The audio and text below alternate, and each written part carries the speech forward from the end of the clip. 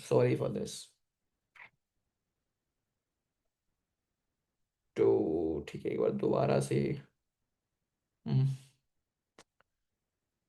Okay, चलो यहीं पे बात करते हैं, ठीक है ना, मैं उसको समझा दूंगा। ठीक है, तो हम कहाँ पे थे? हम लैंग्वेज जनरेशन की बात कर रहे थे, ठीक है। तो लैंग्वेज जनरेशन की बात हमने कल भी की थी, ठीक है। एनएलपी के अंदर हमने जब लैंग्वेज जनरेशन की हम बात करते हैं, तो चैट जीपीटी, जेमिनाई जैसे जो बड़े बड़े एआई हैं, कैसे लैंग्वेज जनरेट करते हैं? तो they generate language based on the probability, मतलब जो वर्ड पहले आया है उस वर्ड के बेस पे जो नया वर्ड आएगा वो उसकी आने की क्या प्रोबेबिलिटी है, तो इस बेसिस पे हम नेक्स्ट वाला वर्ड जनरेट करते हैं guys, ठीक है। So this is what the concept of generating text. तो एनएलपी के अंदर हमने अब तक क्या क्या पढ़ा? ठीक है। कोर प्रॉब्लम क्या है? कोर प्रॉब्लम ये है कि भाई ह्यूमन क्या है ना, लैंग्वेज समझ नहीं पाते, तो उसको हमें 0 1 में कन्वर्ट करना है, ठीक है। Computer will going to understand, ठीक है। तो this is the core problem now. अब अगर मैं एक डेफिनेशन तुमको बोलूँ तो डेफिनेशन सिंपल ये है कि एनएलपी के अंदर 3 चीजें आती हैं, कि सबसे पहले तो हमारी ह्यूमन लैंग्वेज को समझे, फिर उसको एनालाइज करे और फिर जनरेट करे, ठीक है। तो अगर जो हमारे कोर एरियाज एनएलपी के अंदर, उसके 30 है। सबसे पहले आता है text processing, this is the very important guys. Like text processing is very important. सबसे पहले टेक्स्ट प्रोसेस ही करता है, तो कैसे करेगा? हम क्या करते हैं, जो भी हमारा वर्ड है, जितना भी हमारा लंबा सेंटेंस लिखा हुआ है, उसको टोकन में डिवाइड करता है, उसको टोकनाइजेशन करता है, ठीक है। जैसे आई एम लर्निंग एनएलपी है, तो उसको तोड़ देगा, आई एम लर्निंग एनएलपी, चारों वर्ड्स को अलग अलग कर दिया, ठीक है। अब सिर्फ टोकनाइजेशन नहीं होता, कुछ अलग प्रोसेस भी होते हैं। उसके बाद प्रोसेस क्या कहते हैं? लोअर केस करना। लोअर केस मतलब जो ये सब वर्ड लिखा हुआ है इसको लोअर केस करो, सब जैसे डॉग और डॉग, मीनिंग तो सेम है, ठीक है। तो उसको अलग अलग क्यों लिखना है? तो हम क्या करते हैं, सारे के सारे जितने भी हमारे टोकन होते हैं उनको लोअर केस में करते हैं, ठीक है। सारे सारे पंचुएशन मार्क्स हटाते हैं ताकि हम जो नॉइस है उसको रिमूव कर सकें, ठीक है। And stop words are basically what? Stop words are basically those word which are less meaningful word, जिनका कोई मीनिंग नहीं है। जैसे दा है, ठीक है, तो ताजमहल लिखो या दा ताजमहल लिखो, ऑलमोस्ट मीनिंग मतलब दा के लगाने से ऐसा कुछ खास, कंप्यूटर को कुछ खास दिक्कत नहीं आएगी। तो these are the less meaningful words, तो इनको रिमूव करो, ठीक है। देन स्टीमिंग करते हैं। What are do mean stemming? हम जो वर्ड्स हैं ना उनको बेस में कन्वर्ट करते हैं कि इनका मतलब तो एक ही है। जैसे रनिंग का, तो रनिंग का मतलब रन तो होगा कि भाई भाग ही रहा है ना बंदा, RUN। कमिंग का मतलब कमी होगा ना, ऐसी फिर लेमेटाइजेशन होगा, ठीक है। हम क्या करते हैं, बेस फॉर्म जो हमारे जो वर्ड्स होते हैं, जैसे बेटर वर्ड है तो उसको हम डिक्शनरी से निकाल कर इसका एक पर्टिकुलर वर्ड लिख रखा है हमने कि इसको गुड, इसका मतलब गुड है, मतलब पॉजिटिव सेंटिमेंट यहाँ पे जाएगा, ठीक है। तो this are the basically the process that we use, okay, in in the text processing after tokenisation, ठीक है। नाउ लैंग्वेज अंडरस्टैंडिंग, कि लैंग्वेज को समझना, ठीक है। तो लैंग्वेज को समझने के लिए दिस इज, इसमें क्या क्या चीज आती है? इसमें हमारा आता है कि हम नेम को कैसे रिकग्नाइज करें। जैसे एप्पल की अगर मैं बात करूँ, Apple release a new phone, तो यहाँ पे एप्पल फ्रूट की बात हो रही है, कंपनी की बात हो रही है, तो ये कैसे समझेगा? ये कॉन्टेक्स्ट को समझ के बात करेगा। अगर कॉन्टेक्स्ट में फोन की बात हो रही है तो एप्पल फोन की बात हो रही है, कंपनी की बात हो रही है, ठीक है। सेंटीमेंट एनालिसिस होता है, ठीक है। टेक्स्ट क्लासिफिकेशन होता है, ठीक है। लैंग्वेज जनरेशन मैंने हमने हमने अभी लैंग्वेज जनरेशन के ऊपर बात की ही थी, ठीक है। Now fifth one is language modelling, ठीक है। This is the foundation of generative AI।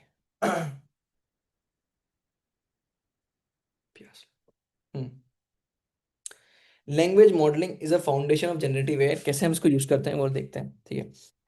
This is the most important concept, and how this is the most important concept, ठीक है।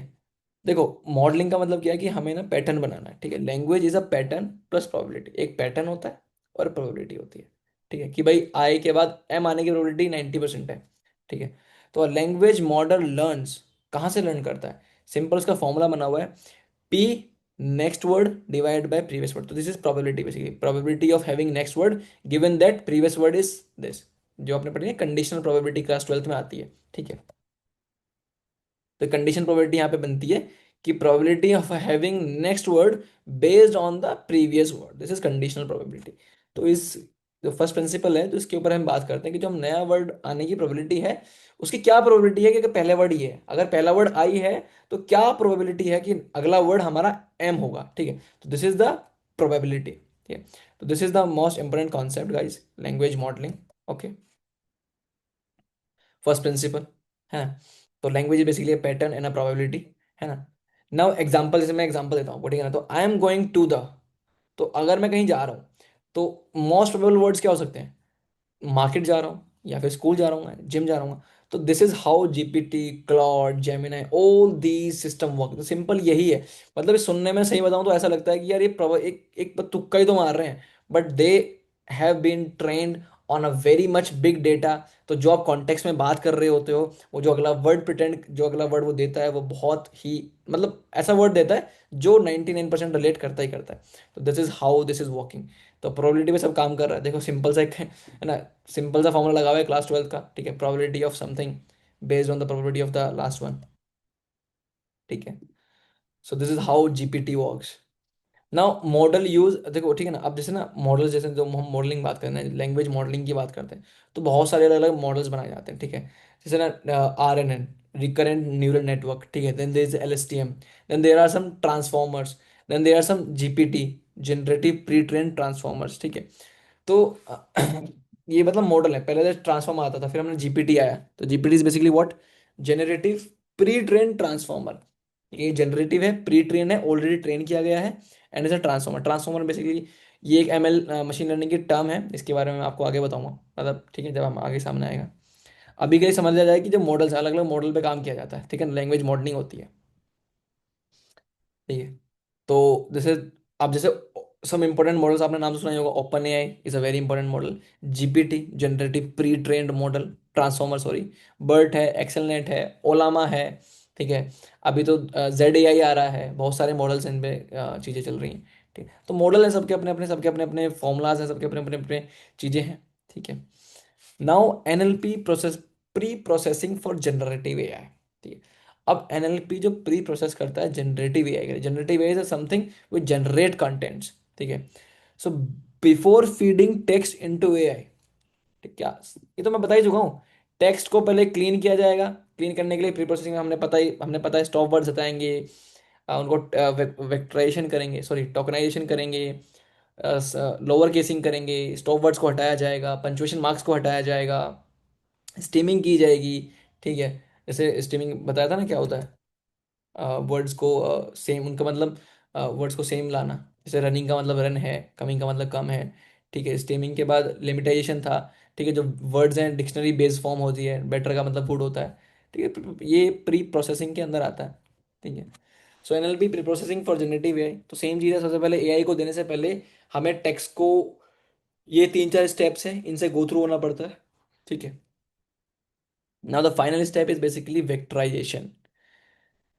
टोकनाइजेशन के बाद आता है vectorization. This is the very important step ना। Vectorization ही बहुत बड़ा है, बहुत बहुत, ऐसे ना बोलते हैं ना, वेक्टराइजेशन की वजह से ही बहुत चीज़ें सफल हुई हैं, ठीक है ना। जैसे जो GPU था ना, GPU, जैसे आपने देखा होगा ना, पहले इतने बड़े बड़े मॉडल्स हम नहीं कर पाते थे। कोई कुछ लिख रहा है। सर मैं तो लेट हो गया क्या, आज क्या क्या पढ़ा दिया। आ, ज़्यादा कुछ तो नहीं पढ़ाया अभिषेक, अभी ऊपर तक हमने NLP के बारे में डिस्कस किया कि ठीक है NLP, आप, मैं वीडियो भेज दूंगा, वीडियो में हम दोबारा बात कर चुके हैं, ठीक है। तो इतना कुछ खास नहीं, बट NLP समझ रहे हैं हम अल्टीमेटली, कि कौन कौन से प्रोसेस होते हैं, NLP कैसे प्री प्रोसेस होता है, ठीक है, कौन कौन से स्टेप्स होते हैं उसके अंदर, ठीक है। Now there is a vectorization. तो vectorization is a very important step, ठीक है ना। मैं तुम्हें ये बताता हूँ, जीपीयू जो है ना, जीपीयू इनिशियली बनाए गए थे इसलिए ताकि ग्राफिक्स अच्छे हम कर सकें, मतलब ग्राफिक के साथ अच्छी क्वालिटी आ सके। But they were then found कि vectorization will also help you to train data, ठीक है। वो वेक्टर में करता है, मतलब जब जैसे मान लो कि अगर 1,000 लूप है ना, तो अगर कोई मशीन 1,000 टाइम चलेगी, तो वेक्टराइजेशन उसको एक बार में, मतलब 1 सेकंड में कंप्लीट कर देगा। तो 1,000 सेकंड और 1 सेकंड कितना बड़ा फर्क है, ठीक है।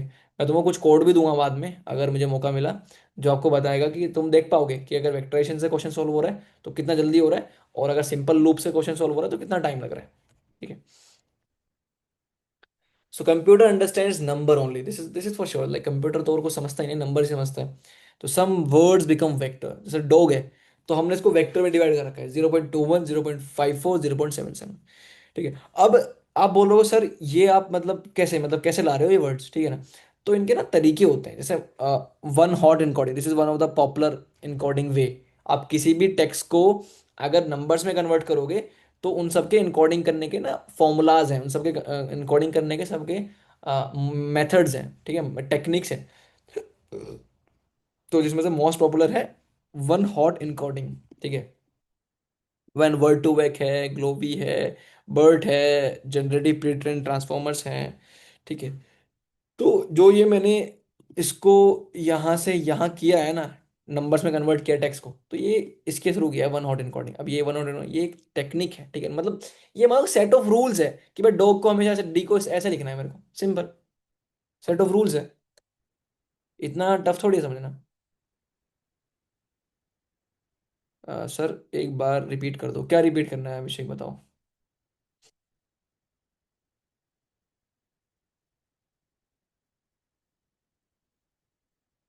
वेक्टराइजेशन, वेक्टराइजेशन इज बेसिकली, जैसे टोकनाइजेशन में हमने क्या किया, वर्ड्स को अलग अलग टोकन कर दिया, ठीक है। अब देखो वेक्टराइजेशन का मतलब सिंपल ये है कि जो हमारा कंप्यूटर है ना, वो डॉग इंग्लिश में लिखा हुआ है उसको समझेगा नहीं, मेरे को उसको जीरोज वंस में करना है। जैसे डॉग जो लिखा हुआ है ना, डॉग DOG, ठीक है। मेरा कंप्यूटर तो एट द बिल्कुल बेसिक एंड जीरो और वन समझता है ना, जीरो वन, जीरो वन, ये समझता है ना मेरा कंप्यूटर तो, बाइनरी नंबर्स। तो पहले हम डॉग को कन्वर्ट करेंगे नंबर्स के अंदर, मतलब मैथमेटिकल नंबर्स के अंदर, ठीक है।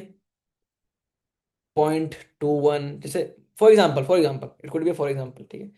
तो अब ये कन्वर्ट हम करते हैं ना नंबर के अंदर, इसको वेक्टराइजेशन बोलते हैं। अब वेक्टराइजेशन करने की टेक्निक होती है, टेक्निक्स होती हैं, जैसे कि वन हॉट इनकोडिंग हो गया, ठीक है। अब ये सेट ऑफ रूल्स है, तुम समझ रहे हो, सेट ऑफ रूल्स है। अब इन नंबर्स को तुम बाइनरी में तो आराम से कर सकते हो, डेसिमल नंबर्स को बाइनरी में करने का फॉर्मूला तो पता होगा, डिवाइड करते हैं बाई 2 से, है ना, LCM लेना है स्टार्ट करते हैं।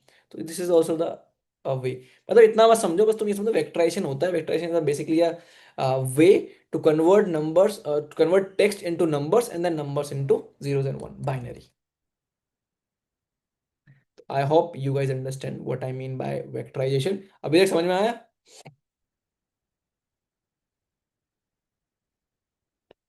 चलो ठीक है, अगला पढ़ते हैं। Machine translation, what do you mean by machine translation है? ठीक है, ओके ग्रेट। देखो कोर आइडिया क्या है, व्हाट इज आइडिया, देखो मेरा सिंपल है, मैं फर्स्ट प्रिंसिपल से हमेशा पढ़ाता हूँ। First principle is the best way to study anything, ठीक है। मतलब तुम्हारे सारे जो क्वेश्चन तुम पूछना चाहते होगे ना, मैं ऑलरेडी पुट कर देता हूँ, उनका आंसर दे देता हूँ। This is that's why the this why I love first principle, ठीक है। What is the core idea? Language a, उसका कुछ मीनिंग है, फिर लैंग्वेज बी है, ठीक है। तो ट्रांसलेशन, ठीक है, अब ट्रांसलेशन तो जरूर होना है, देखो इंग्लिश को नंबर्स में करना, नंबर्स को फिर बाइनरी, तो दिस इज कॉल्ड ट्रांसलेशन, ठीक है। कंपाइलर जो हम यूज करते हैं ट्रांसलेशन के लिए ही यूज करते हैं, ठीक है ना। एग्जाम्पल, इंग्लिश को हिंदी में करना, आई लव इंडिया, मुझे भारत पसंद है, ठीक है। So machine translation is a basically a very core idea, this is a very important concept of NLP, ठीक है। कंपाइलर्स इसका एक बहुत अच्छा एग्जाम्पल है, ठीक है। GCC इसका एक बहुत अच्छा एग्जाम्पल है, ठीक है। हम ट्रांसलेट करते हैं, ठीक है। Then there are some dialogue systems, what are dialogue system? Dialogue systems are basically chatbots. Chatbots तो बनाए होंगे, टेलीग्राम पे बनाए होंगे, व्हाट्सएप पे बनाए होंगे। Chatbots have three parts, ठीक है। what are these three parts? First one is understand users, ठीक है। सेम कॉन्सेप्ट पे काम करता है। सबसे पहले तो यूजर को समझता है, NLU, नेचुरल लैंग्वेज अंडरस्टैंडिंग, मैंने वो पढ़ाया था, ठीक है। उसके बाद वो डिसाइड करता है कि रेस्पॉन्स क्या देना है, डायलॉग मैनेजर आता है वहाँ पे, ठीक है, कि एनालाइज करता है, ठीक है। Then there is a generative response, जो ही हमारा एनालिटिक, ठीक है ना, तो फिर जनरेट करता है। तो जैसे क्या करता है, फॉर एग्जाम्पल आप पूछ सकते हो what is the weather today, ठीक है। तो सिस्टम क्या करेगा, उसको अंडरस्टैंड करेगा, फेच करेगा डेटा को, ठीक है, देन जनरेट। तो चैट बोट्स भी अल्टीमेटली इसी चीज़ पे काम करते हैं, NLP पे ही काम करते हैं, ठीक है। तो this is the basically the understanding that I want you to develop. Chatbots also work on NLP, ठीक है, ओके। अच्छा, जैसे टेक्स्ट क्लासिफिकेशन जो हम बोलते हैं ना कि उसको टेक्स्ट क्लासिफिकेशन करना है कि वो पॉजिटिव टेक्स्ट है, सेंटिमेंटेशन सेंटिमेंट एनालिसिस में, तो वो भी NLP के अंदर ही आता है, ठीक है। कैसे? अ, जैसे टेक्स्ट क्लासिफिकेशन में क्या करते हैं कि द मूवी इज बोरिंग, ठीक है, तो उसको लेबल कर दिया जाएगा नेगेटिव से, ठीक है। अब इसके ना अलग अलग तरीके हैं, कैसे देखो, ठीक है। मतलब अल्टीमेटली ना ये तरीका बताया जा रहा है कि वेक्टराइजेशन में होने के बाद कैसे हम वर्ड टू वर्ड चलते हैं, ठीक है ना। तो अलग अलग अप्रोच, जैसे रूल बेस्ड अप्रोच होती है कि अगर भाई किसी में, जैसे ना, जैसे हमने इसको बताया टेक्स्ट क्लासिफिकेशन, हमने क्या क्लासीफाई किया कि द मूवी इज बोरिंग, और मैंने क्लासीफाई क्या कर दिया कि भाई जो लेबल है नेगेटिव है, मतलब उसको नेगेटिव मैंने क्लासीफाई कर दिया। बट कैसे कर दिया, क्या रूल था? सबसे पहला रूल आता है, सबसे पहले अप्रोच आती है रूल बेस्ड, जो हमने ऊपर ये किया है ना, ये जो किया है, ये जो किया है ना हमने, इसकी सबसे पहली अप्रोच आती है रूल बेस्ड, तो वो मैं बता रहा हूँ तुम्हें। तो डिफरेंट अप्रोच है रूल बेस्ड, क्या है इसके अंदर? या तो मैं क्या कर सकता हूँ, टेक्स्ट के अंदर ऐसे ऐसे मैं एक रूल लिख के रख सकता हूँ कि अगर कहीं पे फ्री मनी लिखा हुआ आ जाए उसको स्पैम कर दो। ठीक है। अब ये तरीका ठीक है, ठीक है भाई जहाँ पे, but this is not scalable. Scalable तरीका थोड़ी है। मन फ्री मनी तो कहीं पे जेन्युइनली भी लिखा आ सकता है। ठीक है, तो तुम सिर्फ एक मनी बेस, सिर्फ एक फ्री मनी के बेस पे पूरे मेल को स्पैम बता दोगे, ऐसा थोड़ी होता है। ठीक है, तो दिस इज द, पहले हम चीज़ें यूज होती थी बट अभी यूज नहीं होती, तो प्रॉब्लम इज नॉट स्केलेबल। ठीक है। तो second now second method is basically statistical method, statistical model. What is a statistical model? मेरा बोल तो नहीं आ रहा, एक मिनट गाइस।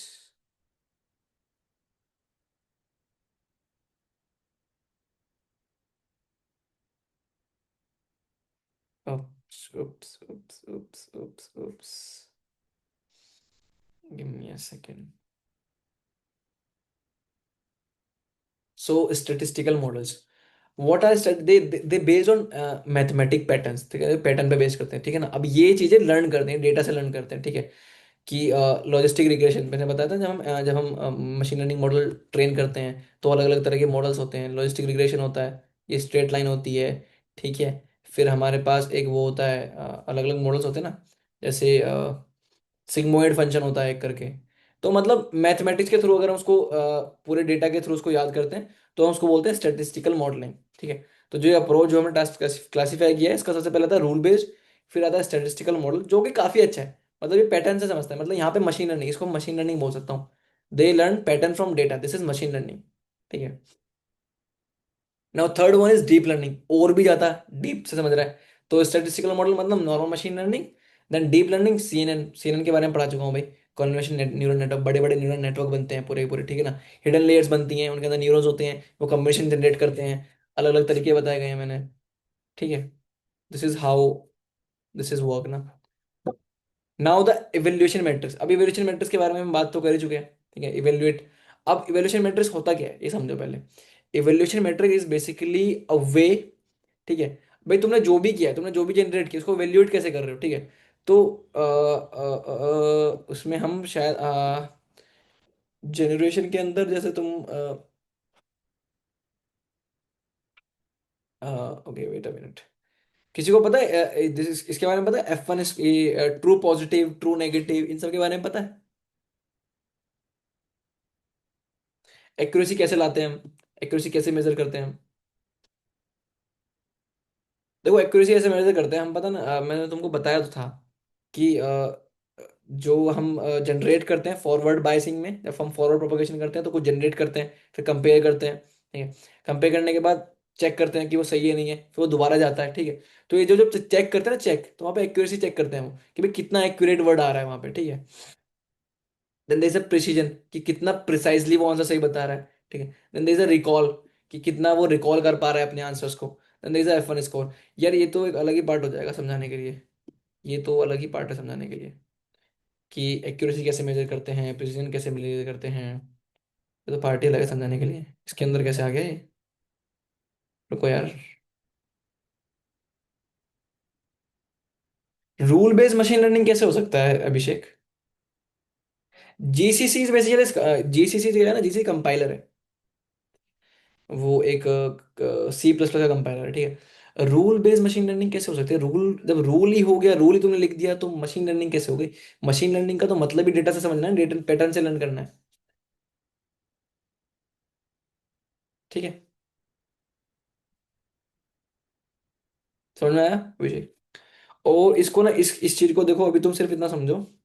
ठीक है, क्योंकि ये जो पार्ट है ना, अभी बस समझाने देखो इवेल्युएशन मैट्रिक्स का ना तुम्हें ऊपर ऊपर से बताया गया है कि कैसे इवेल्युएट करते हैं मैट्रिक्स को, एक्यूरेसी के थ्रू, प्रिसीजन के थ्रू, रिकॉल के थ्रू। बट नहीं, प्रॉपर फॉर्मूले होते हैं कि भाई एक्यूरेसी का फॉर्मूला क्या है।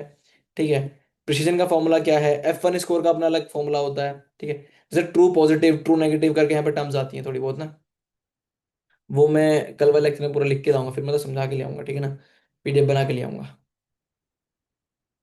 हाँ, रूल बेस्ड तो ऑब्वियसली हार्ड कोड हो गया अभिषेक।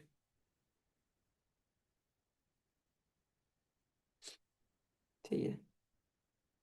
हम्म, ठीक है, तो जनरेटिव, अब एक काम करते हैं ना, तुम्हारी वो वाली PDF खोल लेते हैं जो तुमको दी जाती है PDF ना।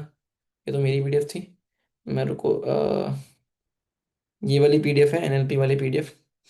ठीक है। तो इसमें वही चीज़ है, बार बार समझाई गई है, देखो। ठीक है ना। डीप लर्निंग है, सैम्पलिंग है। देखो बताए, टोकनाइजेशन करते हैं, फिर लोअर केसिंग करते हैं, फिर पंचुएशन हटाते हैं, फिर स्टॉप वर्ड हटाते हैं। देखो यहाँ पे बिल्कुल लाइन टू लाइन लिखा हुआ है। ठीक है ना। कि क्या प्रोसेसिंग क्या है, प्रोसेसिंग बेसिकली क्या है। सबसे पहले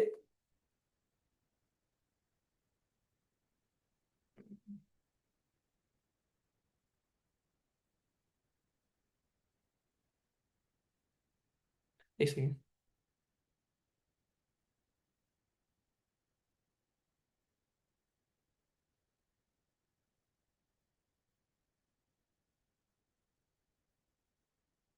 एक सेकेंड।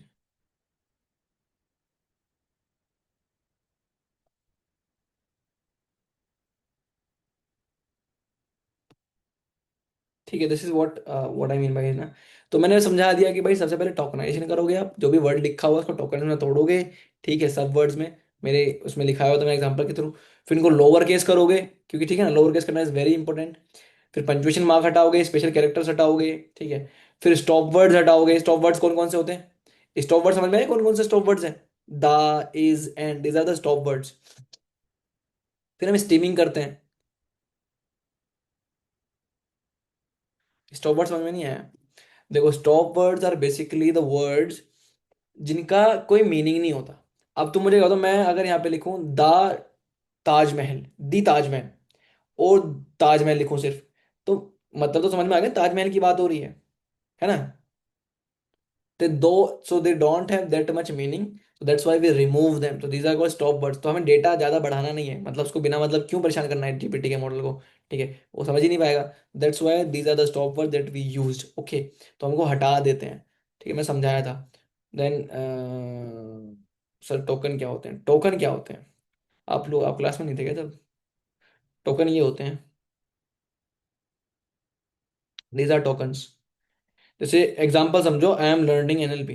तो उनको टोकनाइजेशन करूंगा, टोकन में डिवाइड करूंगा। आई को आई अलग कर दूंगा, एम अलग कर दूंगा, लर्निंग अलग कर दूंगा, एनएलपी अलग कर दूंगा। टोकन में डिवाइड कर दिया, ग्रामर में तोड़ दिया, एक तरीके से बोला जाए तो। ठीक है, दिस इज कॉल्ड टोकनाइजेशन। ठीक है, then there is a stemming, then there is a lemmatization. हाँ exactly, stop words, you are right. Mannu बम्बारी। इनका होना ना होने से कोई फर्क, ऑब्वियसली मतलब होने ना होने से फर्क पड़ेगा ही नहीं। ठीक है ना।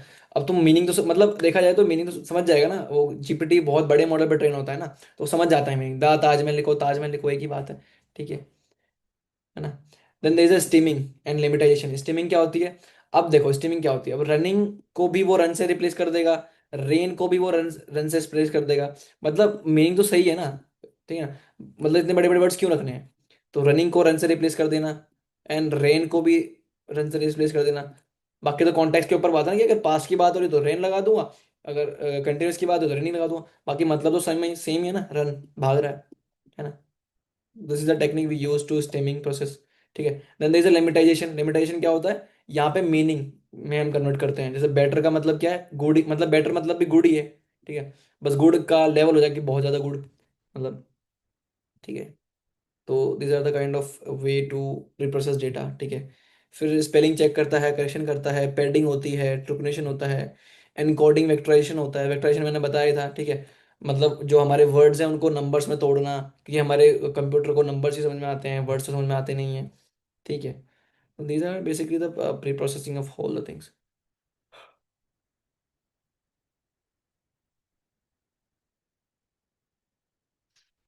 कोई कुछ लिख रहा है। शुरू वाला पार्ट इतना कुछ खास था नहीं, तो चलो समझा देता हूँ मैं। ठीक है ना। ओके, तो ये लिख, ये तुम पढ़ लेना। डीप लर्निंग मैंने पढ़ा चुका हूँ, डीप लर्निंग तो पढ़ा चुका हूँ। सोलह पार्ट में क्या बोलते हैं, अभिषेक यही था। ठीक है, टेक्स्ट प्रोसेसिंग। ठीक है ना, कैसे प्रोसेस करते हैं हम। ठीक है ना। तो टोकनाइजेशन था। ठीक है। फिर कुछ बेसिक प्रोसेसिंग स्टेप है, लोअर केसिंग करते हैं। ठीक है, क्यों करते हैं, ताकि डुप्लीकेशन को अवॉइड किया जाए। ठीक है, पंचुएशन हटाते हैं, स्टॉप वर्ड्स को हटाते हैं, स्टेमिंग करते हैं, लिमिटाइजेशन करते हैं। ठीक है। करते क्यों है? क्योंकि लैंग्वेज मैसी होती है और हमें क्या चाहिए, कंप्यूटर को स्ट्रक्चर्ड डेटा चाहिए, ठीक है। Then there is NLU, basically understanding. यहाँ पे कॉन्टेक्स्ट समझ में आता है, किस कॉन्टेक्स्ट में बात हो रही है। अगर मैं एप्पल की बात कर रहा हूँ तो एप्पल फ्रूट की बात कर रहा हूँ, एप्पल कंपनी की बात कर रहा हूँ, तो कॉन्टेक्स्ट से समझ के बताएगा, ठीक है। यहाँ पे कॉन्टेक्स्ट समझता है हमारा मॉडल। वेक्टर से पहले क्या था भाई?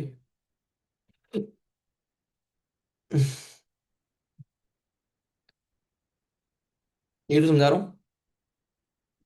Language modelling, understanding.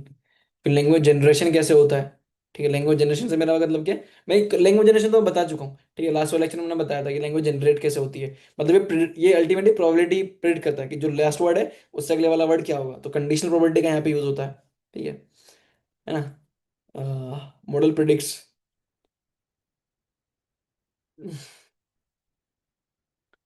Language modelling, foundation of generative AI, ठीक है। तो वही अगेन क्या यूज करते हैं हम, ठीक है ना। तो whenever we product something तो लैंग्वेज क्या होता है, पैटर्न होता है, प्रोबेबिलिटी होता है। तो प्रोबेबिलिटी बेसिकली कैसे बनती है, जो लैंग्वेज जो मॉडल लर्न करता है कैसे लर्न करता है, वो लर्न करता है probability of the next word given that the probability given that the previous word, ठीक है। This is the way of predicting something, ठीक है ना। तो जीपीटी भी इसके ऊपर ही काम करता है। तो मॉडल अलग अलग मैंने बता चुका हूँ, ठीक है ना। तो एनएलपी के अंदर इतना ही था गाइस कि अल्टीमेटली कैसे प्रोसेस करता है कंप्यूटर, ठीक है ना। तो मेन पार्ट तो इसका ना ये है, देखो तो मैं बताता हूँ मैं, ये वाला जो स्टेप्स है ना, ये कैसे परफॉर्म करते हैं, ठीक है। तो जब आप खुद का मॉडल बनाओगे तो एनएलपी कैसे परफॉर्म करोगे तो तुम समझ जाओगे। क्लास आई थिंक मैक्सिमम कल और चलेगी या फिर एक दिन और चलेगी, मैक्सिमम 2 दिन चलेगी अगर चली तो, ठीक है ना। उसके बाद आपका शिफ्ट हो जाएगा, ठीक है गाइस। आज की क्लास में थोड़ा कम ही था, मतलब एनएलपी के बारे में ज़्यादा था नहीं। तो ये वाली पीडीएफ पढ़ लेना, ठीक है। तो जो मैंने समझाया है वही लिखा हुआ है, ठीक है। जैसे कि स्टैटिस्टिकल लर्निंग मॉडल्स हैं, ठीक है। तो अल्टीमेटली मॉडल्स हैं मशीन लर्निंग के लिए जो हम यूज़ करते हैं, लॉजिस्टिक रिग्रेशन यूज़ करते हैं, ठीक है। लीनियर रिग्रेशन यूज़ करते हैं, ठीक है। तो this are the basic the models that we use.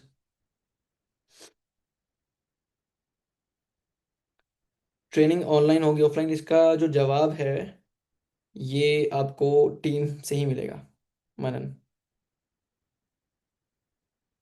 Ji. They will going to contact you, ठीक है।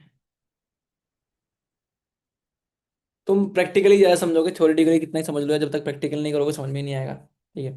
वैसे मेरा तो कंसर्न यही है कि जल्दी हो सके प्रैक्टिकल पे जाओ, ठीक है ना। तो guys just give me a second, मैं ऑलमोस्ट क्लास।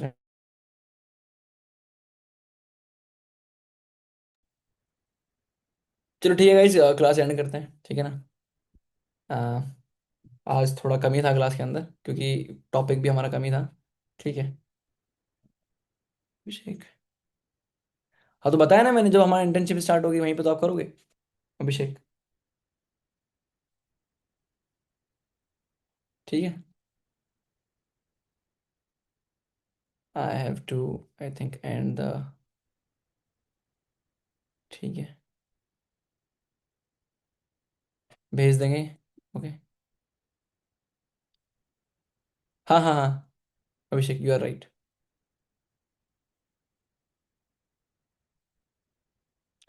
ठीक है। तो thank you guys, thank you for joining.